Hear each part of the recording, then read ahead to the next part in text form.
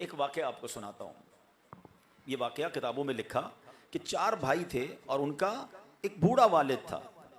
अब वालिद जब बीमार हुआ तो एक बेटे ने बड़ी अजीब ऑफ़र की अपने तीनों भाइयों को कि अब्बू बीमार हो गए, इनकी खिदमत या तो मुझे दे दो, अब मैं इनकी तीमारदारी करूँगा, और विरासत में तुमने मुझे कोई हिस्सा नहीं देना है। अब ये तीनों तुम भाई विरासत बांट लेना, बस मुझे अब्बू दे दो, मैं इनकी खिदमत करना चाहता हूँ। और अगर मुझे ऐसा नहीं देते हो तो फिर ऐसा करो, तुम तीनों अब्बू की खिदमत करो, विरासत पूरी मुझे दे दो। अब वो तीनों भाई सोचने लगे कि तबीयत खराब लगती है भाई की, अब्बा की खिदमत भी करना चाह रहा है, हमारी टेंशन भी दूर है और पैसे भी नहीं चाहिए इसको। अब बिल्कुल सुभान अल्लाह, करो अब्बा की खिदमत। आजकल तो हाल ही यही है ना कि बंदा कहता है किसी तरह मेरे वालिद साहब वालदा बूढ़े हो गए, कोई और भाई संभाल ले, कोई और ड्यूटी संभाल ले, मेरी जान छूट जाए। इनको नहीं पता कि कितनी बड़ी नेमत से महरूमी हो रही है। ऐसा ही हुआ, तीनों भाइयों ने कहा ठीक है आप संभाल लें।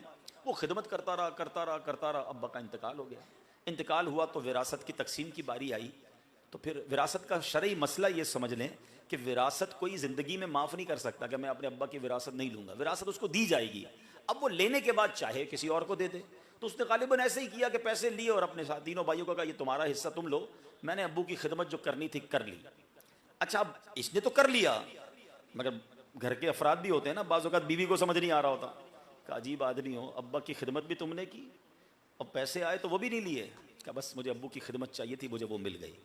अब उसको ख्वाब में ये बताया गया कि फलां जगह 100 दीनार पड़े हैं, जाकर ले लो। 100 दीनार यानी 100 सोने के सिक्के। तो ये शख्स कहता है कि ख्वाब में ही इसने पूछा कि क्या उन दीनारों में, उन पैसों में कोई बरकत है? तो ख्वाब में बताया गया कि इसमें कोई बरकत नहीं है।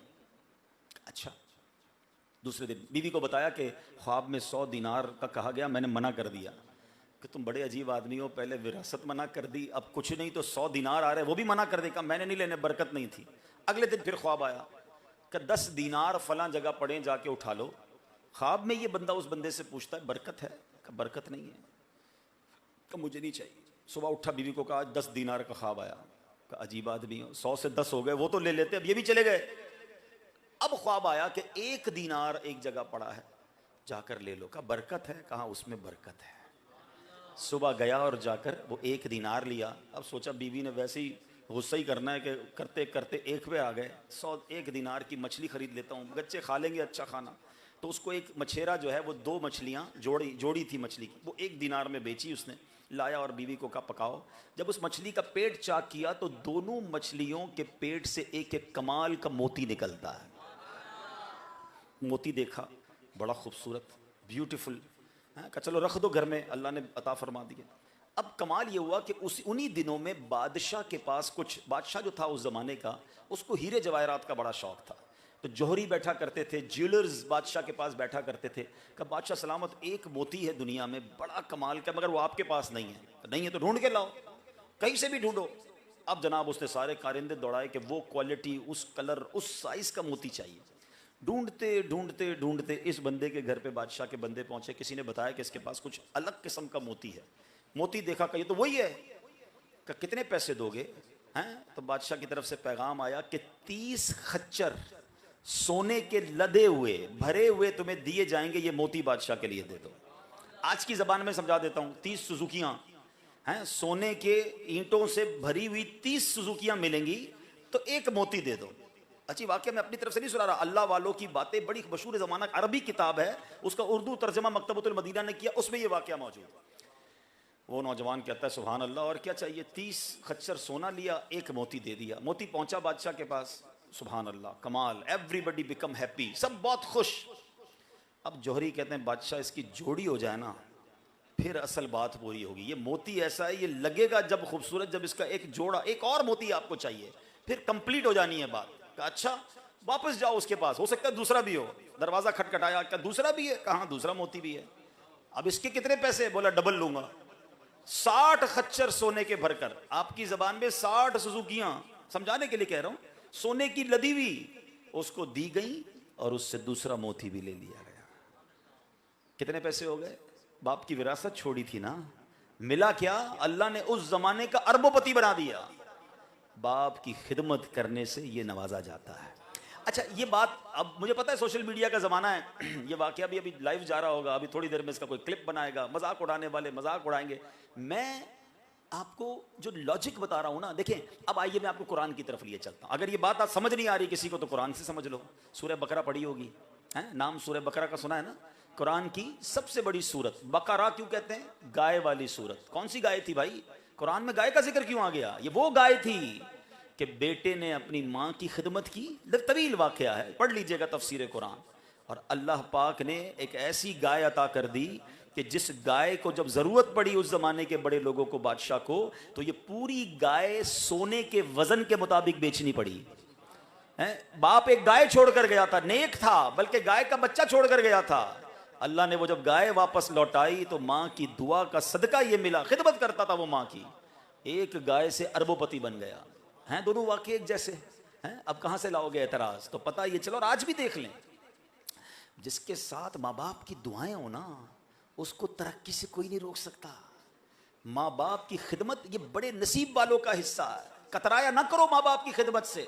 हदीस पाक का खुलासा है, जो बच्चा अपने माँ बाप को मोहब्बत की निगाह से देखे, अल्लाह उसे मकबूल हज का सवाब अता फरमाता। साहबी रसूल ने अर्ज़ की, व इन नज़रा कुल्ल यौमिन मिअत मर्रतिन, हुजूर कोई 100 बार देखे?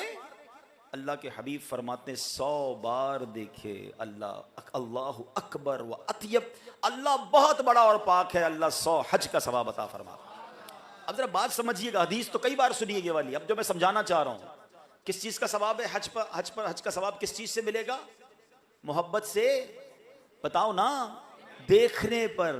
जब देखने का सवाब इतना है तो खिदमत का सवाब कितना होगा? पैर दबाने का सवाब कितना होगा? खाना खिलाने का सवाब कितना होगा? दवाई के लिए डॉक्टर के पास ले जाने का सवाब कितना होगा? व्हील चेयर चलाने का सवाब कितना होगा? आप सोचो, मल्टीप्लिकेशन सिर्फ मोहब्बत से देखने पर हज का सवाब है। मुबारक हो उन्हें जो माँ बाप की खिदमत कर रहे हैं, खर्च कर रहे हैं। तुम्हारी तो लॉटरी निकल आई है, मैं सही बता रहा हूं।